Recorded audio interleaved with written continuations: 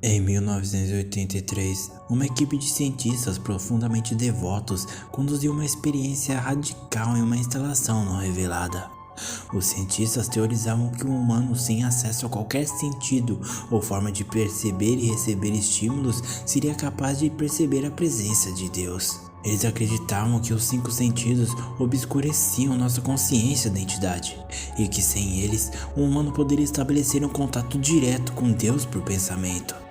Um homem idoso que dizia não ter motivos para viver foi o único sujeito voluntário desse teste. Para libertá-lo de todos os sentidos, os cientistas realizaram uma operação complexa, na qual as conexões nervosas sensoriais com seu cérebro foram cortadas. Embora o sujeito do teste tivesse as funções musculares completas, ele não podia ver, ouvir, sentir o gosto, cheirar ou sentir, sem nenhuma maneira possível de se comunicar ou de sentir o mundo exterior. Os cientistas o monitoravam enquanto ele falava em alta voz sobre o estado de espírito em frases confusas e arrastadas que nem ele conseguia ouvir. Depois de 4 dias, o homem alegou estar ouvindo vozes silenciosas e ininteligíveis na sua cabeça. Supondo que isso fosse o início de uma psicose, os cientistas não levaram muito a sério as alegações do homem. 2 dias depois, o homem começou a chorar, dizendo que ouvia a voz de sua falecida esposa falando com ele. Os cientistas ficaram intrigados, mas não ficaram convencidos até que o homem começou a nomear os parentes mortos daqueles cientistas. Ele repetiu informações pessoais que apenas os familiares mortos dos cientistas conheciam. Nesse ponto, uma parcela considerável dos cientistas deixou o projeto.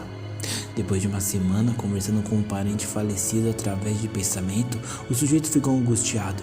Dizia que as vozes eram esmagadoras. A cada momento de vigília, sua consciência era bombardeada por centenas de vozes que se recusavam em deixá-lo em paz. Ele frequentemente se jogava na parede tentando sentir dor. Ele implorou aos cientistas por sedativos para que ele pudesse escapar dessas vozes e acabasse dormindo. Essa tática funcionou, mas apenas por 3 dias. Até que ele começou a ter graves terrores noturnos. O sujeito dizia repetidamente que podia não só ver, como ouvir os falecidos em seus sonhos. O sujeito agora dizia em histeria que as vozes dos mortos eram ensurdecedoras e hostis. Elas falavam sobre o inferno e o fim do mundo. A certa altura, ele gritou: "Sem céus, sem perdão!" Ele gritou isso por 5 horas seguidas. Ele implorava todos os dias para ser morto. Mas os cientistas estavam convencidos de que faltava pouco para estabelecer contato com Deus. Depois de mais um dia, o sujeito não conseguia mais formar frases coerentes. O sujeito estava completamente louco e ele começou a morder seu braço, arrancando grandes pedaços de carne. Os cientistas foram obrigados a prendê-lo em uma mesa para que ele não pudesse se matar. Depois de algum tempo amarrado, o sujeito parou de lutar e de gritar.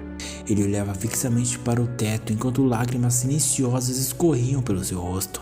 Durante 2 semanas, o sujeito teve que ser reidratado manualmente devido ao seu choro constante. Eventualmente, ele virou a cabeça e, mesmo sem enxergar, fez contato visual com os cientistas pela primeira vez em todo o estudo. Ele então sussurrou: "Eu falei com Deus e ele nos abandonou."